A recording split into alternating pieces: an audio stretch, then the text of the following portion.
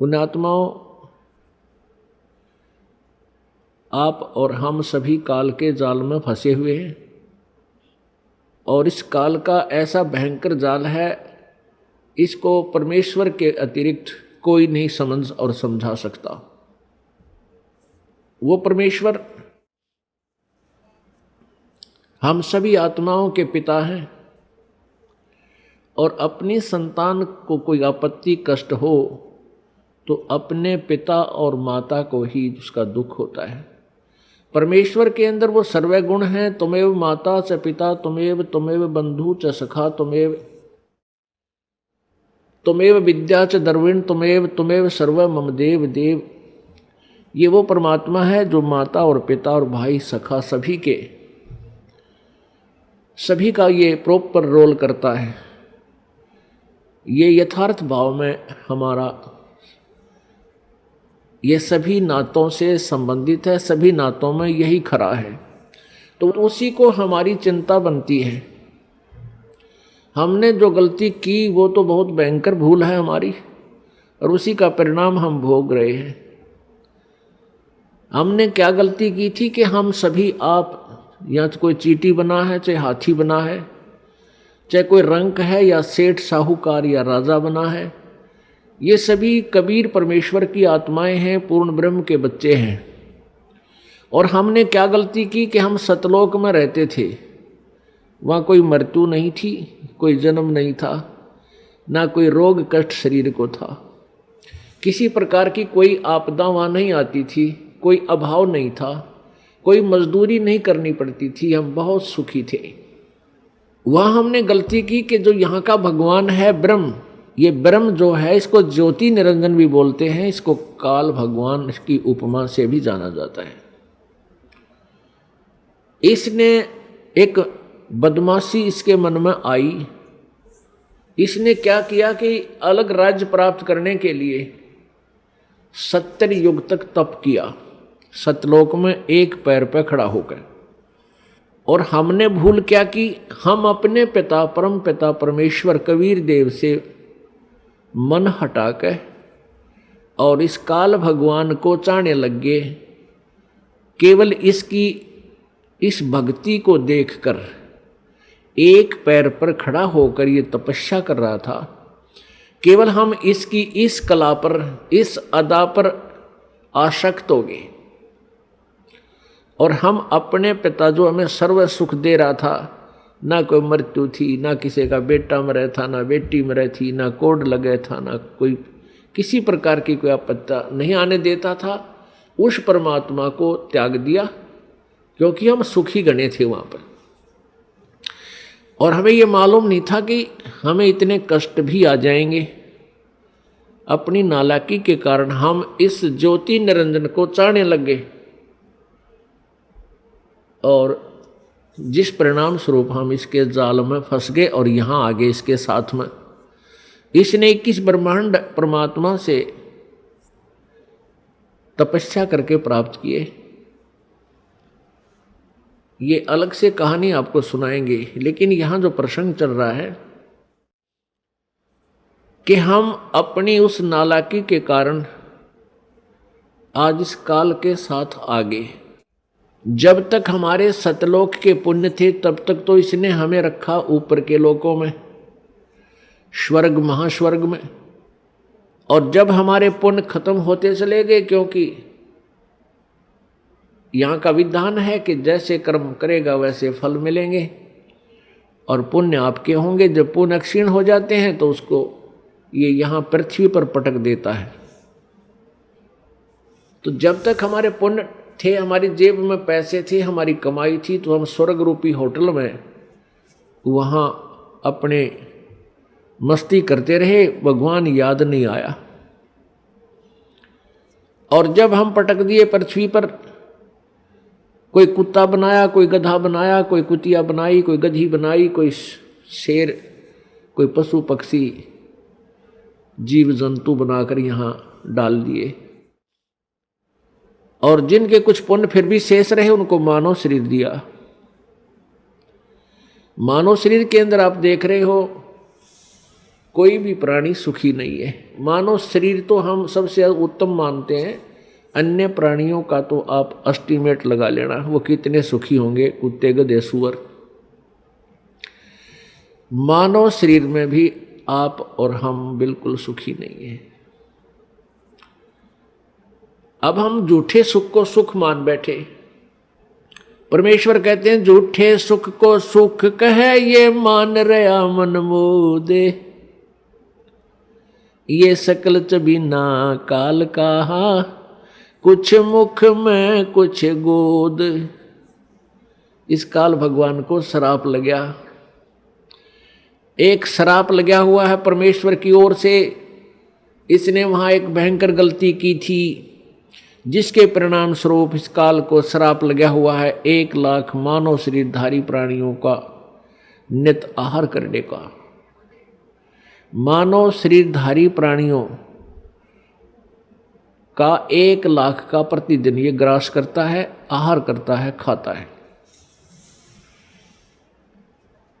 इसके लिए इसने हम सभी को यहां रोक रखा है, जैसे कसाई बकरे पालता है। पुण्यात्माओं, ये परमेश्वर कबीर जी द्वारा दिया गया ये ज्ञान है, ये दास आपको व्याख्या कर रहा है और ये परमात्मा का बताया हुआ है। इस पर बहुत गहराई से सोचना, इसको केवल एक कथा मत समझना, ये 100% सत्य, ये सत्य कथा है, केवल इसको दंत कथा मत मान लेना।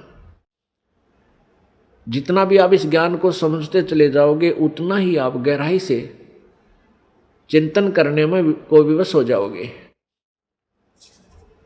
अब जैसे कसाई बकरे पालता है, उन बकरों के लिए वो बहुत व्यवस्था करता है, उनको चारा चराता है, उनको पानी पिलाता है, गर्मी सर्दी से बचाता है, उसके ऊपर कोई छान डाल देता है, कोई शेड बनाता है। तो अबोध बकरियां उस कसाई को अपना एक अच्छा मालिक मानते हैं, दयालु मालिक मानते हैं। किस दृष्टिकोण से? कि ये हमारी कितनी केयर टेक करता है, कितनी देखभाल कर रहा है, पानी पिलाता है, चारा चराता है, तालाब बना रखा है, किधर चरागा बना रखे हैं, चारों तरफ बाड़ लगा रखी है, कोई हिंसक पशु आकर इनको खा ना जाए, रोक रखे हैं। अब वो इसी कारण से उस कसाई को अपना दयालु मालिक मानते हैं। और जब वो कसाई उन बकरों के उस बाड़े में जाता है, स्थान पर जाता है, तो बकरे उस मालिक को एक दयालु मालिक मानकर उस व्यक्ति को उसकी तरफ भाग लेते हैं प्यार देने के लिए। कोई उसके ऊपर पैर डालकर प्यार देना चाहता है, कोई जीभ से चाटता है, और वो कसाई उनको ऐसे हाथ पकड़कर देखता है और बकरे उसकी बाजू को अपनी जिह्वा से प्यार देते हैं, चाटते हैं, जैसे बहुत लाड करया करें। और वो कसाई देख रहा होता है कि यूँ कितने किलो का बिकेगा, कितना मांस हो गया इनमें, वो ऐसे देखता उनको, और वो सोचते हैं कि ये हमारा दयालु मित्र में प्यार कर रहा है, हमारा मालिक है। पुण्यात्माओं, जैसे हम यहाँ देखते हैं कितनी विस्तृत भूमि है, इसके ऊपर कितने अच्छे बाग बगीचे, फलदार वृक्ष, काजू किस्में, सेब संतरे, और कितने अच्छे शीतल और स्वादिष्ट मधु जल की दरियां बह रही हैं। जमीन के नीचे कितना एयर कंडीशन ला रखा है, गर्मियों में ठंडा जल और सर्दियों में गर्म। अब ये और कितनी अच्छी हवा चल रही है, सूरज दिन रात बन रहे हैं, सूर्य उदय हो रहा है, अस्त हो रहा है। इस व्यवस्था को देखते हैं तो ऐसा लगता है जैसे ये तो भगवान ने पढ़ा है, कितना अच्छा भगवान है, कितनी हमारी सुनियोजित, हमें कितना अच्छा आहार दिया है, कितना अच्छा हमारे रहने की व्यवस्था की है। और जब हम देखते हैं किसी का बेटा मर गया, किसी की बेटी मर गई, किसी का परिवार नाश हो गया, किसी का दो मर गए एक परिवार में, तो उस समय हमें कभी ये नहीं आता यूं क्यों हो रहा है, ये जुल्म क्यों हो रहा है, ये हमारी बुद्धि में कभी नहीं आया। अब आने लगा जो भगवान ने हमारी ये मोतियाबिंद का ऑपरेशन कर दिया। कबीर परमेश्वर जी के ज्ञान से, इस तत्व ज्ञान से हमारे जो अज्ञान रूपी मोतियाबिंद था आंखों पर, इसका ऑपरेशन हो गया। अब हमें स्पष्ट दिखाई देता है युग के कारण है यहाँ पर इतनी व्यवस्था करने का। जैसे कसाई ने अपने स्वार्थवश कितना परिश्रम कर रखा है और किस प्रकार बकरों को रोक रखा है, और शाम के समय वो ना देखता, जब भी ऑर्डर आ जाता है 10 बकरे चाहिए, बकरी चाहिए, वो छांट के ले जाता, वो ना देखता किसकी माँ है, किसका बेटा, किसकी बेटी, एक परिवार के 2 हैं कि एक, वो तो डंडा लेकर और निकाल लेता 20-30 इकट्ठे ही चल, और जाते ही कटवा के अपने पैसे गिन लेता है। ठीक इसी प्रकार ये यहाँ का भगवान है जिसको ब्रह्म बोलते हैं, ज्योति निरंजन कहते हैं। और अभी तक ये ऋषि महर्षि संत इस ब्रह्म की साधना के लिए ही हमें प्रेरित करते रहे। और इस ब्रह्म के 3 पुत्र हैं ज्योति निरंजन के, रजगुण ब्रह्मा जी, सतगुण विष्णु जी, तमगुण शिव जी।